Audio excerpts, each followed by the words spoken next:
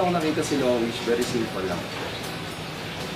Naniwala lang ako na pwede yung pag-buhay.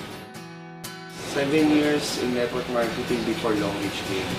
Yun nga, marami akong experience sa network marketing. I'm very thankful for that. So hindi ko na-experience yung baka hindi ko nakilala si Long Reach. Although there's a lot of challenges I'm facing the time. Even though what happened to me, I'm doing network marketing at Long Reach is a giant company, 28 years in manufacturing industry sa China. And sobrang na-miss ako kasi yung mga kilalang brands na nakikita mo sa mall, mga kilalang brands na nakikita mo sa mga TV ads, si Long Reach pa lang gumagawa. Kaya sobrang ako na-miss regards to quality and the credibility and the stability. Ngayon, 6 countries na narating ko because of Long Reach. Kasi because of the products, is for international talaga, hindi siya pang-local lang. First na napunta ako, syempre, Long Reach HQ sa China. Sobrang amazed ako doon. Kaya first time ko sumakay sa aeroplano na international, yung 3 hours na sabi ko, sarap.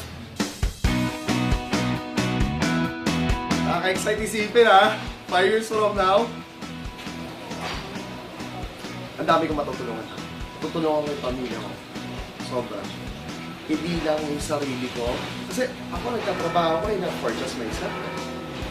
Gusto kong maibigay sa kanya lahat. Gusto kong pag nakilala ko, mayaman na siya.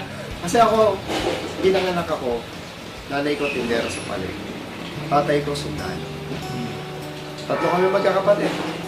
Kumbaga, alam naman natin sa doon ng sundalo at yung nagtitinda lang sa palengke. Kumbaga, sabi ko, tanggap ko na hindi kami mayaman. Pero hindi ako papayag na wala akong magawa. To all new members, and Long Reach, welcome sa inyo. Ito lang ang masasabi ko sa inyo. Darating yung time, nahihirapan ka. Makapagod ka. Parang gusto mong sumuko. Pero masasabi ko lang sa inyo, hindi madali si Long Reach. Hindi madali. Masasabi ko, your time, your emotions, your dreams, if you work Long Reach, it's all worth it. Pero sabi sa sarili ko, hindi ako kaya pigilan ito. Mas malaking pangarap ko kaysa sa hirap. Sakit. In every step that I take, there's a lot of pain. But that pain doesn't stop me to get the life that I want.